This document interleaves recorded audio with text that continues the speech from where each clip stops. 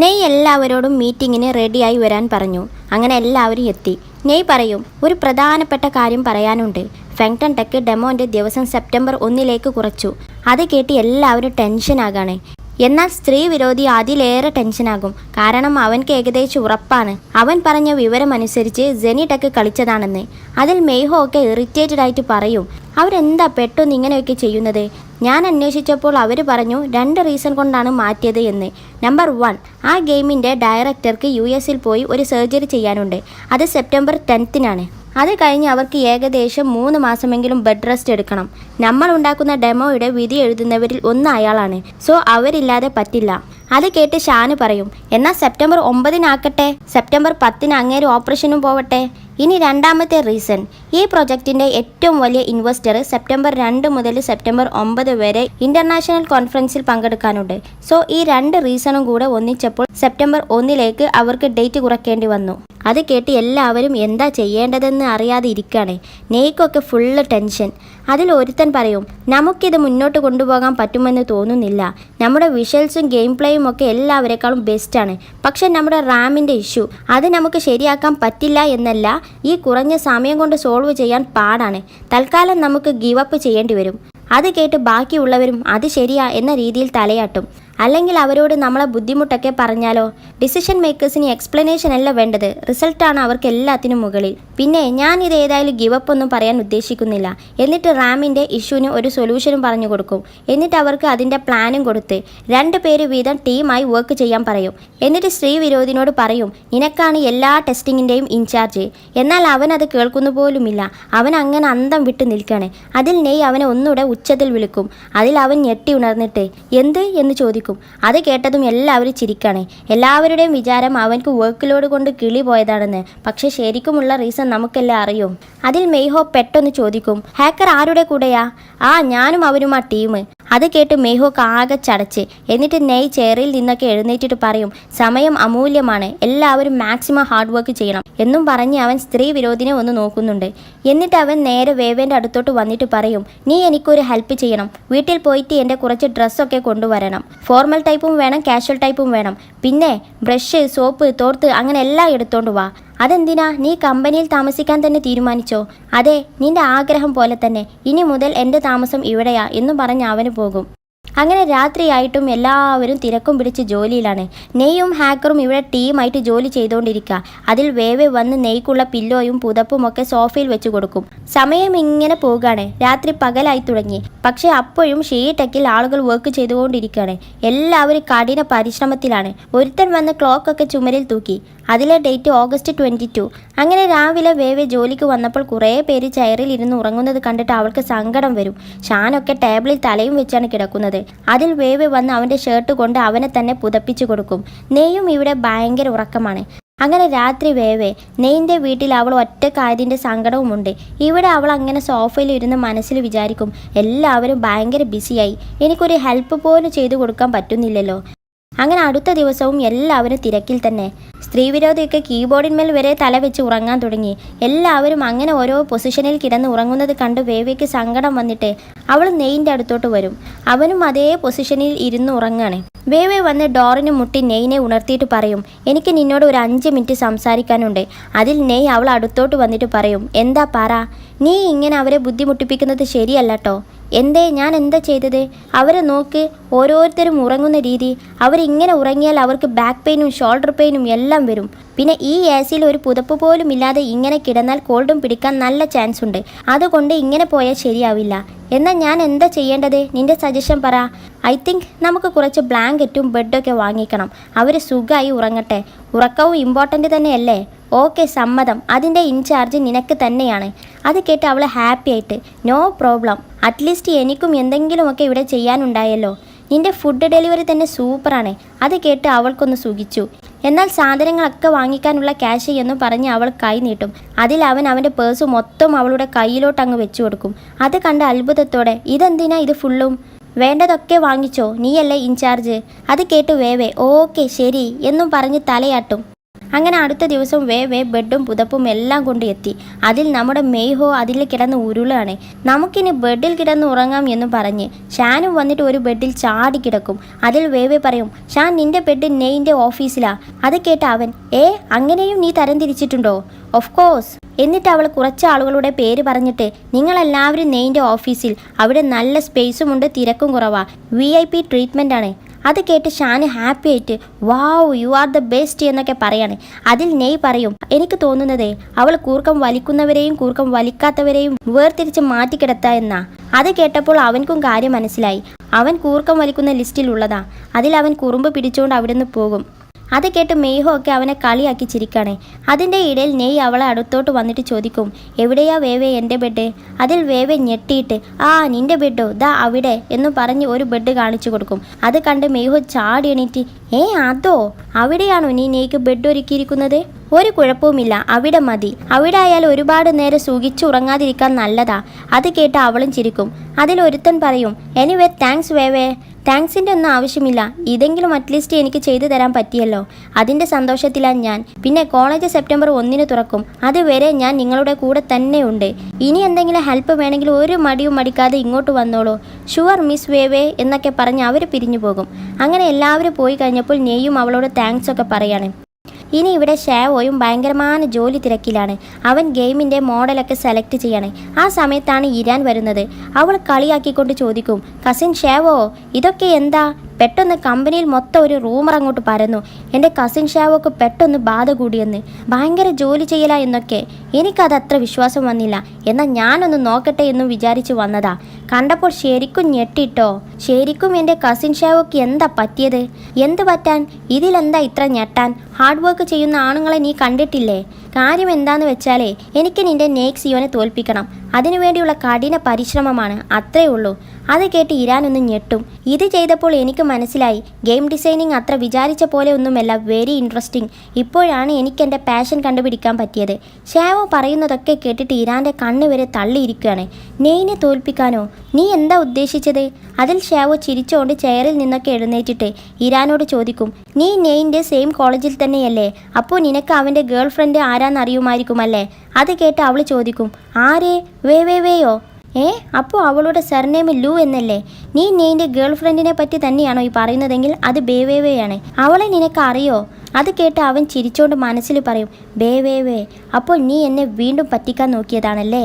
അവനൊന്നും മിണ്ടാതെ ആലോചിച്ച് നിൽക്കുന്നത് കണ്ടിട്ട്, ഷാവോ നിനക്ക് അവളെ അറിയോന്നേ? അവളെ സർനെയിം ലൂ ആണെന്ന് ആരാ പറഞ്ഞത്? അവൾ തന്നെയാണോ? അതിൽ ഷാവോ പറയും, എനിക്ക് ഒരുപാട് പെണ്ണുങ്ങളെ അറിയാം, അതിലൊരാൾ മാത്രമാണ് അവള്. അവളെപ്പോലെയുള്ള ബുദ്ധിമതികളൊക്കെ ആണുങ്ങളെ വട്ടം കറക്കുന്നത് ഒരു സാധാരണ കാര്യമാണ്. അത് കേട്ട് ഇരാൻ ഒന്നും മനസ്സിലാകാതെ നിൽക്കുകയാണ്. ഇരാൻ നീ പോയിക്കോ, എൻ്റെ ജോലി കഴിഞ്ഞിട്ടില്ല എന്നും പറഞ്ഞ് അവൻ വീണ്ടും അവൻ്റെ സീറ്റിൽ പോയി ഇരുന്ന് വർക്കൊക്കെ ചെയ്യാൻ തുടങ്ങും. അതിൽ ഇരാൻ മനസ്സിൽ വിചാരിക്കും, എന്നാലും ഷാവോക്ക് എന്തിനാ നെയ്നെയൊക്കെ തോൽപ്പിക്കാൻ എത്ര വാശി? അങ്ങനെ അവൾ ആ സംഭവമൊക്കെ ഫ്രണ്ടിനോട് പറഞ്ഞ്. അതിൽ ഫ്രണ്ടും ഷോക്കായിട്ട്, ഷാവോക്ക് ബേവേവേനെ അറിയോ? അവൾ വന്ന് ഷാവോനായിട്ട് വരെ കളിക്കാൻ തുടങ്ങിയോ? ഷെയിംലെസ്. ഷാവോക്ക് ഒരു ഗേൾ ഫ്രണ്ട് ഉണ്ടെന്ന് നമ്മൾ കണ്ടുപിടിച്ചിരുന്നല്ലോ. അവർ ബ്രേക്കപ്പ് ആയത് ബേവേവേനെ കൊണ്ടാണോ? അതൊന്നും എനിക്കറിയില്ല. അവൾ തന്നെ ആയിരിക്കും കാരണം. അവളെ സർനെയിമിൽ ലൂ എന്ന് കള്ളം പറഞ്ഞത് ചിലപ്പോൾ അവളെ റിയൽ ഐഡൻറ്റിറ്റി മറച്ചു വെക്കാനായിരിക്കും. ആർക്കറിയാം അവൾ എത്ര പേരായിട്ടാണ് ഈ കളിക്കുന്നതെന്ന്. ശരിക്കും ഒരു നെക്സിയോ, ഗെയിമിൽ ഒരു ക്യാവോ, ഇപ്പോൾ ഇതാ ഷാവോനേറ്റും. എന്നാലും അവൾ ഓരോന്ന് നന്നായി കാൽക്കുലേറ്റ് ചെയ്തിട്ടാണ് കളിക്കുന്നത്. അതിന് ക്യാവോ പറഞ്ഞില്ലേ അവൻ തെറ്റിദ്ധരിച്ചതാണെന്ന്. നീ അത് വിശ്വസിച്ചിരിക്കുകയാണോ ഇരാൻ? അത് അവൻ നമ്മളെ പറ്റിക്കാൻ വേണ്ടി പറഞ്ഞതല്ലേ? എനിക്ക് ഉറപ്പാണ് അത് വേവേ അവനെ കൊണ്ട് പറയിപ്പിച്ചതാ. ആണോ? ഞാൻ എന്നാ അത് വിശ്വസിച്ചിരിക്കുകയായിരുന്നു. പക്ഷേ ഷാവോ, അല്ലെങ്കിൽ അതെന്തെങ്കിലും ആയിക്കോട്ടെ, നമ്മളെന്തിനാ അതിലൊക്കെ ഇടപെടുന്നത്? അവർ തന്നെ അനുഭവിച്ചറിയട്ടെ എന്നും പറഞ്ഞ് അവൾ കോഫി കുടിക്കുകയാണ്. ഈ പുരുഷന്മാരൊക്കെ പൊട്ടന്മാരാണല്ലേ. പെണ്ണ് കുറച്ച് കാണാൻ കൊള്ളാമെങ്കിൽ അവരതിൽ വീഴും, അത്രേ ഉള്ളൂ. പിന്നെ എനിക്ക് നിന്നോട് ഒരു പ്രധാനപ്പെട്ട കാര്യം കൂടി പറയാനുണ്ട്, ഞാനത് മറന്നു. കുറച്ച് ദിവസം മുന്നേ ഞാൻ കമ്പനിയിലോട്ട് വരുമ്പോൾ എറിക്സിയും കേവോയും എന്തൊക്കെയോ സംസാരിക്കുന്നത് കണ്ട് അവസാനം എറിക്സ് ദേഷ്യപ്പെട്ട് കരഞ്ഞോണ്ട് ഓടിപ്പോയി. പിന്നെ കുറച്ച് ദിവസം ഞാൻ അവളെ തന്നെ നോട്ട് ചെയ്യായിരുന്നു. ഫുള്ളൊരു മൂഡ് ഓഫ്. എനിക്ക് തോന്നുന്നത് എറിക്സിക്ക് ഇഷ്ടമാ കേവോനെ, പക്ഷെ കേവോക്ക് ഇഷ്ടം വേവേനെ. അങ്ങനെ ആയിക്കൂടെ? കേവോ നമ്മുടെ വായ അടപ്പിച്ചെന്ന് വെച്ച് നമ്മൾ അടങ്ങിയിരിക്കാനൊന്നും പോകുന്നില്ല. നമ്മൾ എറിക്സിനെ വശീകരിച്ച് വേവൻ്റെ ഫുൾ ഡീറ്റെയിൽസ് എടുക്കും. അവർ ഫ്രണ്ട്സും റൂംമേറ്റുമാണ്. അപ്പോൾ കുറേ കാര്യങ്ങൾ അറിയാതിരിക്കില്ല. അത് കേട്ട് ഇരാൻ ഹാപ്പിയായി. അങ്ങനെ ജോലി കഴിഞ്ഞ് എല്ലാവരും പോയിക്കൊണ്ടിരിക്കുകയാണ്. എറിക്സിയും പോകാൻ നിൽക്കുമ്പോഴാണ് നമ്മുടെ ഇരാൻ്റെ ഫ്രണ്ടിൻ്റെ വരവ്. അവൾ നേരെ എറിക്സിക്കൊരു ഗിഫ്റ്റ് കൊണ്ടുവന്ന് വെച്ചു കൊടുക്കും. അത് കണ്ട് എറിക്സി തല ഉയർത്തി ആരാണെന്ന് നോക്കുകയാണ്. എറിക്സി ഞെട്ടിപ്പോയി. അതിൽ ഫ്രണ്ട് ചിരിച്ചുകൊണ്ട് പറയും, എറിക്സി, നമ്മൾ ഒരേ കോളേജിലാണ് പഠിക്കുന്നത്. ഇപ്പോൾ നമ്മൾ ഒരേ കമ്പനിയിലാണ് ഇൻറ്റേണും ചെയ്യുന്നത്. അപ്പോൾ നമ്മൾ ഇനിയും ഒന്നുകൂടെ നന്നായി പരിചയപ്പെടണമെന്ന് എനിക്ക് തോന്നി.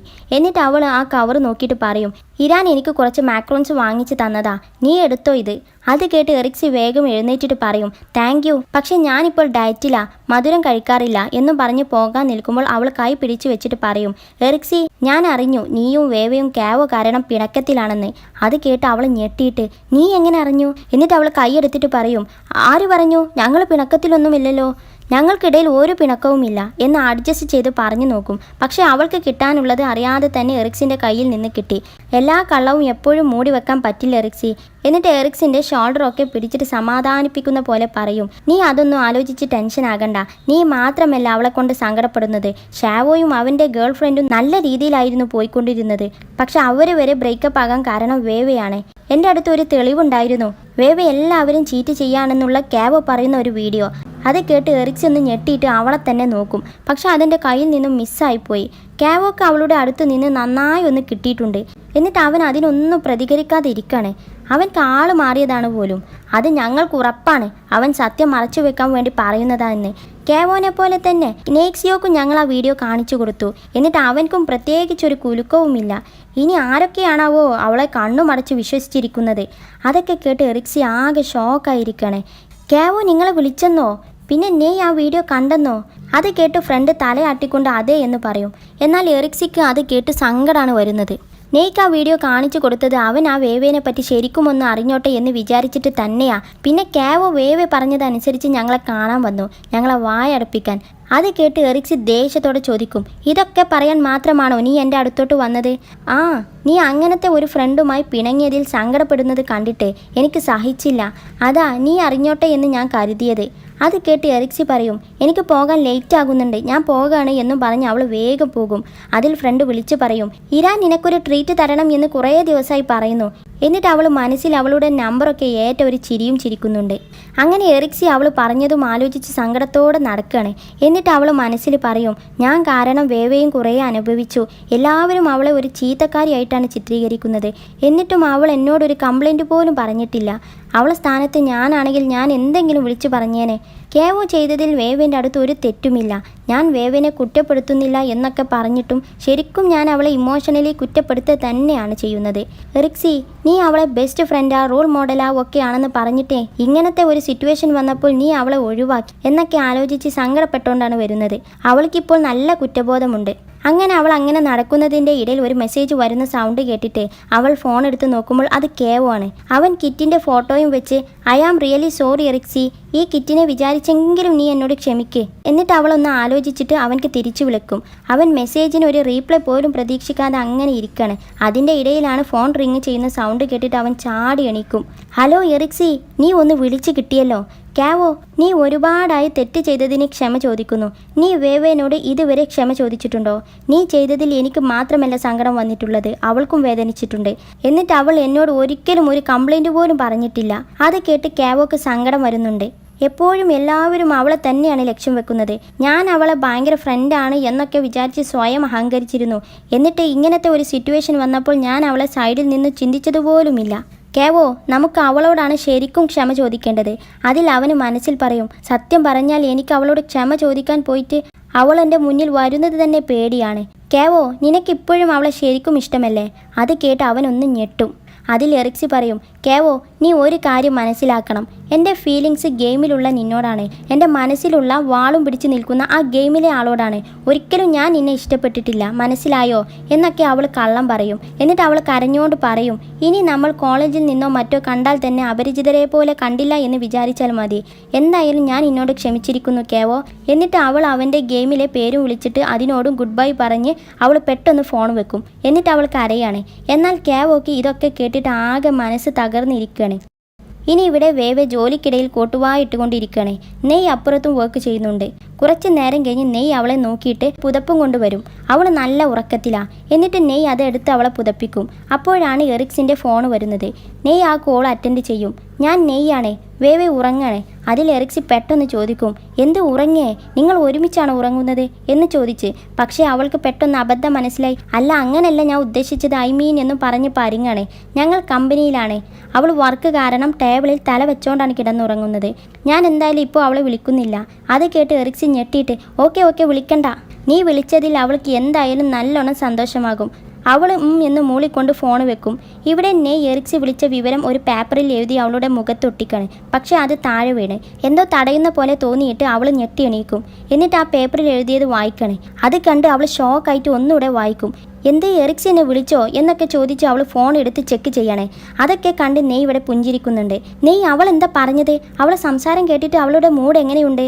അവളെ സംസാരം കേട്ടിട്ട് എനിക്ക് മനസ്സിലായത് എൻ്റെ ഗേൾ ഫ്രണ്ട് എൻ്റെ വീട്ടിൽ നിന്നും എന്നെ വിട്ട് ഉടനെ പോകുന്ന പോലെ.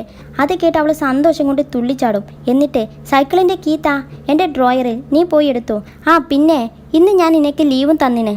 അത് കേട്ടിട്ട് അവൾക്ക് ഒന്നുകൂടെ സന്തോഷമായി. എന്നിട്ട് അവൾ പറയും, താങ്ക് യു ബോസ്, ഞാൻ എന്തായാലും എല്ലാവർക്കും ഫുഡ് ഓർഡർ ചെയ്തിട്ടുണ്ട്. അതുകൊണ്ട് നിങ്ങൾ ആരും വിശന്നുകൊണ്ട് ജോലി എടുക്കേണ്ടി വരില്ല. Anyway thanks for the blanket എന്നും പറഞ്ഞ് അവൾ ഓടും. അവളുടെ സന്തോഷം കണ്ട് നെയ്യും ഇവിടെ വെരി ഹാപ്പി. അങ്ങനെ അവൾ സൈക്കിളിൽ എറിക്സിൻ്റെ അടുത്തോട്ട് പോകുകയാണ്. അവൾ വന്നുകൊണ്ടിരിക്കുമ്പോൾ എറിക്സി അവളുടെ സൈക്കിളിൻ്റെ മുമ്പോട്ട് ചാടിയിട്ട് നിർത്തിവിടെ എന്നും പറഞ്ഞ് അവളെ കൊണ്ട് സ്റ്റോപ്പ് ചെയ്യിപ്പിക്കും. എന്നിട്ട് വേവ് ചോദിക്കും, മിസ് എറിക്സി, ഞാൻ നിനക്കൊരു സ്പെഷ്യൽ കേക്ക് കൊണ്ടുവന്നിട്ടുണ്ട്. നിനക്ക് വേണോ വേണ്ടയോ? അതിൽ അവൾ ഓടി വന്ന് അതെടുക്കും.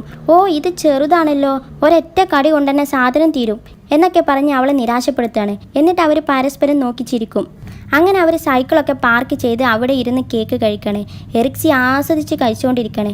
അതിൽ എറിക്സി സങ്കടത്തോടെ പറയും, ഞാൻ കുറച്ച് ദിവസമായിട്ട് ഭയങ്കര ഇമോഷണൽ ആയിരുന്നു. വേവേ, നിനക്ക് തന്നെ അറിയാമല്ലോ, ഞാനിപ്പോൾ അതും ആലോചിച്ച് നീറുകയാണെന്ന്. എറിക്സി, നിന്റെ സ്വഭാവം അനുസരിച്ച് എനിക്കറിയാം നിനക്ക് നല്ല കുറ്റബോധമുണ്ട് അന്ന് ആ കേക്ക് കേടുവരുത്തിയതിൽ അല്ലേ? അത് കേട്ട് എറിക്സി ചിരിക്കും. വേവേ, ലിങ്ങിനോടും സീസിനോടും നീ പ്രത്യേകിച്ച് ഒന്നും പറഞ്ഞു കൊടുത്തിട്ടില്ലല്ലോ. അങ്ങനെ എങ്ങാനും നീ പറഞ്ഞിട്ടുണ്ടെങ്കിൽ നിന്നെ ഞാൻ ശരിക്കും കൊല്ലും. ഞാനൊന്നും പറഞ്ഞിട്ടില്ല, എനിക്ക് തന്നെ നാണക്കേടാ. എന്തായാലും ആ ഇരാൻ്റെ വാലാട്ടിയോട് എനിക്കൊരു താങ്ക്സ് പറയണം. കാര്യം അവരെന്നെ പിരികേറ്റാനാണെങ്കിലും അവരങ്ങനെ പറഞ്ഞില്ലായിരുന്നെങ്കിൽ ഞാനൊന്നും അറിയില്ലായിരുന്നു. വേവേ, നീ എന്നോട് ക്ഷമിക്കണട്ടോ. അത് കേട്ട് വേവയും സങ്കടത്തോടെ, എറിക്സി ഞാൻ കാരണം എന്ന് പറഞ്ഞു തുടങ്ങിയപ്പോഴേക്കും എറിക്സി പെട്ടെന്ന് പറയും, നീ കാരണം ഒന്നുമില്ല, ഇതിനെല്ലാത്തിനും കാരണം ആ സ്റ്റുപ്പിഡ് ക്യാവാണ്. പക്ഷേ എറിക്സിക്ക് നല്ല സങ്കടമുണ്ട്. എന്നിട്ട് പറയും, വേവേ, നീ ഇവിടെ എത്തുന്നതിന് മുമ്പ് ഞാൻ കുറേ ഇരുന്ന് ആലോചിച്ചു. എനിക്ക് നിന്നോട് ചെറുതായി അസൂയൊക്കെ തോന്നിയിട്ടോ. എനിക്ക് അവസാനം ഒരുത്തനേറ്റൊരു ഫീലിങ്സ് വന്നതായിരുന്നു. അവൻക്കാണെങ്കിൽ നിന്നെയാ ഇഷ്ടം. അത് കേട്ട് വേവയും സങ്കടം വന്ന് തലയും താഴ്ത്തി ഇരിക്കുകയാണ്. എന്നിട്ട് എറിക്സി ഒരു ദീർഘശ്വാസമൊക്കെ വിട്ടിട്ട് പറയും, അവൻ പോകണമെങ്കിൽ പോകട്ടെ, എന്നെ ഇഷ്ടമില്ലാത്ത ഒരാളെ എനിക്കെന്തിനാ? ഇനി എന്നെ ഇഷ്ടപ്പെടുന്ന നല്ല ഒരു സുന്ദരനെ തന്നെ കണ്ടുപിടിക്കണം എന്നൊക്കെ പറയാണ്. അത് കേട്ട് വേവയും ചിരിക്കും. അതിൽ പെട്ടെന്ന് എറിക്സി ചോദിക്കും, വേവേ, നീ നെയ്ൻ്റെ അടുത്തോട്ടാണോ താമസം മാറ്റിയത്? എന്നിട്ട് അവൾ കളിയാക്കിയിട്ട്, നിങ്ങൾ തമ്മിൽ എന്തെങ്കിലും സംതിങ് സംഭവിച്ചോ? അത് കേട്ട് വേവെ കാലുകൊണ്ട് അവൾക്കൊരു ചവിട്ട് കൊടുക്കും. എറിക്സി വേദനിച്ചുകൊണ്ട്, ഞാൻ കാരണം അങ്ങനെ എങ്ങാനും സംഭവിച്ചിട്ടുണ്ടെങ്കിൽ നീ എന്നോട് കടപ്പെട്ടിരിക്കണം. എറിക്സി ഒന്നും മിണ്ടാതിരിക്കോ? നീ വിചാരിക്കുന്നത് പോലെ ഒന്നും നടന്നിട്ടില്ല. അവൻ നല്ലൊരു ജെന്റിൽമാനാണ്. ഇത്രയും സുന്ദരിയായി നിന്നെ ഒക്കെ ഒറ്റയ്ക്ക് കിട്ടിയിട്ട് അവൻ ജെന്റിൽമാനായി നിൽക്കും എന്ന് എനിക്ക് തോന്നുന്നില്ല. സത്യം പറ വേവേ, നിന്നെ അവൻ കിസ് ചെയ്തിട്ടില്ലേ? എന്നിട്ട് അവൾ കളിയാക്കുകയാണേ. നിനക്ക് ഇത് തന്നെ ചോദിക്കാനുള്ളൂ, പറ വേവേ. എന്നിട്ട് അവളൊന്ന് ആലോചിച്ചിട്ട് പറയും, ഞാൻ അവൻ്റെ അടുത്തോട്ട് താമസം മാറ്റിയതിന് ശേഷം അവൻ എന്നെ ചെയ്തിട്ടില്ല. അപ്പോൾ അതിന് മുന്നേ ചെയ്തനല്ലേ? എന്നാലും നീ അങ്ങോട്ട് താമസം മാറ്റിയിട്ട് അത്ര സൗകര്യമൊക്കെ ഉണ്ടായിട്ട് അവൻ എന്താ ഒന്നും ചെയ്യാതിരുന്നത്? ചിലപ്പോൾ അവനക്ക് പേടിയുണ്ടാകും, ആ കിസ് കൊണ്ട് നിർത്താൻ പറ്റിയില്ലെങ്കിലോ എന്നും പറഞ്ഞ് അവൾ മേപ്പോട്ട് നോക്കി ആലോചിച്ച് ചിരിക്കാണ്. അതിൽ വേവി അവളെ കേക്കും എടുത്ത് ഒറ്റ ഓട്ടം അങ്ങ് വെച്ചു കൊടുക്കും. അവൾ പിന്നാലെയും ഓടും, എൻ്റെ കേക്ക് താ എന്നും പറഞ്ഞ്. നിനക്ക് എന്തായാലും മതിയായിട്ടുണ്ടാകും, കേക്കൊക്കെ നിർത്തി, ഭയങ്കര ഇമാജിനേഷൻ അല്ലേ എന്നൊക്കെ പറഞ്ഞ് അവൾ കൊടുക്കുന്നില്ല. അതിൽ എറിക്സി പിന്നാലെ ഓടി വന്ന് വാങ്ങിച്ച് ആസ്വദിച്ച് തിന്നാണ്. വേവി, നീ പോയതിന് ശേഷം ലിങ്ങിൻ്റെ ഫ്ലാറ്റ് ആകെ അലങ്കോലമായി കിടക്കാണ്. വേഗം വന്ന് അതൊക്കെ ഒന്ന് ക്ലീൻ ആക്കിത്താ. നിനക്ക് നിന്റെ റൂമൊന്നും മിസ് ചെയ്യുന്നില്ലേ? മിസ് ചെയ്യുന്നുണ്ടോന്നോ? ഞാൻ നെയ്നോടൊന്ന് ചോദിച്ചു നോക്കട്ടോ. അത് കേട്ട് എറിക്സി ഹാപ്പിയായി കേക്ക് തിന്നാണ്. ഇവിടെ നെയ്യും ഹാക്കറും കൂടി റാമിൻ്റെ പ്രോബ്ലം സോൾവ് ചെയ്യാണ്. നെയ് ഓരോ ഐഡിയകളൊക്കെ ഹാക്കറുമായി ഡിസ്കസ് ചെയ്യുന്നുണ്ട്. അതിൻ്റെ ഇടയിൽ നെയ്യിൻ്റെ ഫോണിൽ ഒരു മെസ്സേജ് വരും. അത് നോക്കുമ്പോൾ വേവയാണ്. അതിൽ അവൻ ഹാക്കറിനോട് ഞാനൊരു കോൾ ചെയ്തിട്ട് വരാം എന്നും പറഞ്ഞു പോകും. എന്നിട്ട് അവൻ പുറത്തിറങ്ങി വേവയ്ക്ക് വിളിച്ചിട്ട്, നീ പോവാണല്ലേ, അതെ, എനിക്ക് അവിടെ നിന്റെ വീട്ടിൽ അങ്ങനെ താമസിക്കാൻ പറ്റില്ലല്ലോ. അത് കേട്ട് നെയ് പറയും, നീ എന്താ എൻ്റെ വീടിനെ പറ്റി വിചാരിച്ചിരിക്കുന്നത്? നിനക്ക് തോന്നുമ്പോൾ വരാ, തോന്നുമ്പോൾ പോവാ, കോളേജ് തുറന്നിട്ട് പോയാൽ മതി എന്നും പറഞ്ഞ് അവന് വെക്കും. അതൊക്കെ കേട്ട് മേഹ ഇവിടെ നിൽക്കുന്നുണ്ട്. അതിൽ അവൻ വന്ന് ചോദിക്കും, ആരാ കോളേജ് തുറന്നിട്ട് താമസം മാറ്റുന്നത്? അതിൽ നെയ് നിനക്കറിയാവുന്ന ആരുമല്ല എന്നും പറഞ്ഞ് അവൻ പോകും. അങ്ങനെ വേവേ ഫോൺ വെച്ച് തിരിച്ചു വരുന്നത് കണ്ട് എറിക്സി ആകാംക്ഷയോടെ ചോദിക്കും, എന്തായി വേവേ, സമ്മതിച്ചോ? അതിൽ വേവേ ഒരു ഐഡിയ ഉണ്ടാക്കി പറയും, എറിക്സി ഇപ്പോൾ വരാൻ പറ്റുമെന്ന് തോന്നുന്നില്ല. കാരണം നെയ്ക്ക് വർക്ക് ലോഡ് ആയതുകൊണ്ട് ഇപ്പോൾ അവൻ വീട്ടിൽ വരാറില്ല. പിന്നെ എന്തൊക്കെയോ പെയിൻറ്റിങ്സോ അച്ഛൻ്റെ കുറച്ച് സാധനങ്ങളോ അങ്ങനെ വിലപിടിപ്പുള്ള എന്തൊക്കെയോ ഉണ്ട് അവിടെ. ഇപ്പോൾ അവൻ വരുന്നത് വരെ അതും നോക്കി എനിക്ക് അവിടെ നിൽക്കേണ്ടി വരും. അത് കേട്ട് എറിക്സി സങ്കടം വന്ന് നിൽക്കണേ. പെട്ടെന്ന് അവൾക്കൊരു ഐഡിയ തോന്നും, എന്നാൽ വേവേ നീ ആ സാധനങ്ങളും എടുത്ത് ലിങ്ങിൻ്റെ വീട്ടിലോട്ട് പോരെ. അത് കേട്ട് വേവേ ഇനി എന്താ പറയാ എന്നറിയാതെ നിൽക്കണേ. അങ്ങനെ എറിക്സിയും വേവയും നടന്നു വരികയാണ്. അതിൽ വേവേ പറയും, എന്നാലും എന്തായിരിക്കും ഇരാനും ഫ്രണ്ടിനും ഇതിൽ ഇത്ര ഇൻട്രസ്റ്റ്? ആർക്കറിയാം, എന്തായാലും നിന്നെ കൊടുക്കാൻ വേണ്ടി എന്തിനോ ആണ്, അത് ഉറപ്പാ. അത് കേട്ട് വേവേ പറയും, ഞാൻ അവരെന്തും പറഞ്ഞോട്ടെ, മൈൻഡ് ചെയ്യണ്ട എന്നൊക്കെ വിചാരിച്ചതാ. പക്ഷെ ഇങ്ങനെയൊക്കെ പറഞ്ഞ സ്ഥിതിക്ക് ഇനി അവരെ വെറുതെ വിടാൻ പറ്റില്ല. വേവേ അവരെനിക്കൊരു ട്രീറ്റൊക്കെ ഓഫർ ചെയ്തിട്ടുണ്ട്. അത് കേട്ട് വേവേ ട്രീറ്റോ എന്ന് പറഞ്ഞ് അവളൊന്ന് ആലോചിക്കുകയാണ്. അങ്ങനെ ട്രീറ്റിൽ ഇരാനും ഫ്രണ്ടും എറിക്സിനെയും വെയിറ്റ് ചെയ്തിരിക്കുകയാണ്. അതിൽ ഇരാൻ ചോദിക്കും, നമ്മൾ ചോദിച്ച അവളെല്ലാം പറയുമോ? പിന്നെ പറയാതെ, അവരിപ്പോൾ പിണങ്ങിയല്ലേ നിൽക്കുന്നത്, അപ്പോൾ അവൾ എന്തായാലും പറയും, ഷുവർ. എന്നിട്ട് അവൾ ഫോണിൽ റെക്കോർഡൊക്കെ ഓണാക്കി വെക്കും. അങ്ങനെ കുറച്ച് കഴിഞ്ഞ് എറിക്സി എത്തി. അവളെ കണ്ട് ഇരാൻക്കും ഫ്രണ്ടിനും സന്തോഷമായി. എറിക്സി ഇവിടെ എന്നും പറഞ്ഞ് അവളെ കൈ വീശി അവരുടെ അടുത്തോട്ട് വിളിച്ചു വരുത്തും. അങ്ങനെ അവൾ അവിടെ വന്നിരിക്കും. എറിക്സി, ഇതാണ് ഇരാൻ. പിന്നെ എനിക്കറിയാതെ, ഇരാൻ നമ്മുടെ ക്യാമ്പസ് ബെല്ലേ. ഫ്രണ്ട് അവൾക്ക് മെനു എടുത്തു കൊടുക്കും. എറിക്സി, നിനക്ക് വേണ്ടത് എന്താണെന്ന് വെച്ചാൽ ഓർഡർ ചെയ്തോളൂ. അതിൽ അവൾ അങ്ങോട്ട് ഓർഡർ ചെയ്യാൻ തുടങ്ങും. എറിക്സി അല്ല ആള് ഭയങ്കര ഓർഡറിങ്ങിലാണ്. അവളെ ഓർഡറിങ് കണ്ടിട്ട് ഇരാനും ഫ്രണ്ടും മുഖത്തോട് മുഖം നോക്കി നിൽക്കുകയാണ്. സോറി, ഞാൻ ലഞ്ച് കഴിച്ചിട്ടില്ല, ഭയങ്കര വിശപ്പ്. ഏയ് അതൊന്നും കുഴപ്പമില്ല, നമ്മൾ ഫ്രണ്ട്സ് അല്ലേ, നിനക്ക് വേണ്ടതെല്ലാം ഓർഡർ ചെയ്തോളൂ. അതിലവൾ വീണ്ടും വീണ്ടും ഫുഡ് ഓർഡർ ചെയ്തുകൊണ്ടേ ഇരിക്കുകയാണ്. അങ്ങനെ ഫുഡൊക്കെ എത്തി. ഇരാനും ഫ്രണ്ടും അതൊക്കെ കണ്ട് ഞെട്ടിപ്പോയി. Iran, thank you. സത്യം പറഞ്ഞാൽ ഞാൻ ഭയങ്കര സങ്കടത്തിലായിരുന്നു. അത് കേട്ട്, സങ്കടമോ? എന്തിന്? എല്ലാത്തിനും കാരണം ആ വേ എന്നും പറഞ്ഞ് നിർത്തും. അതിൽ അവർ ആ ഫോൺ ഒന്നുകൂടെ അടുത്തോട്ട് നീട്ടി വെക്കും, റെക്കോർഡിൽ സൗണ്ട് ക്ലിയർ ആയി കിട്ടാൻ. എറിക്സി, നീ ഞങ്ങളോട് എന്തുണ്ടെങ്കിലും പറഞ്ഞോ, നിനക്കൊരു സമാധാനമാകട്ടെ എന്നും പറഞ്ഞ് അവളെ തരിപ്പിച്ച് കയറ്റാൻ നോക്കണേ. അതിൽ പെട്ടെന്ന് വേവേ വന്നിട്ട് എറിക്സി എന്ന് വിളിക്കും. അങ്ങനെ എപ്പിസോഡ് 26 കഴിഞ്ഞു. Thank you for watching.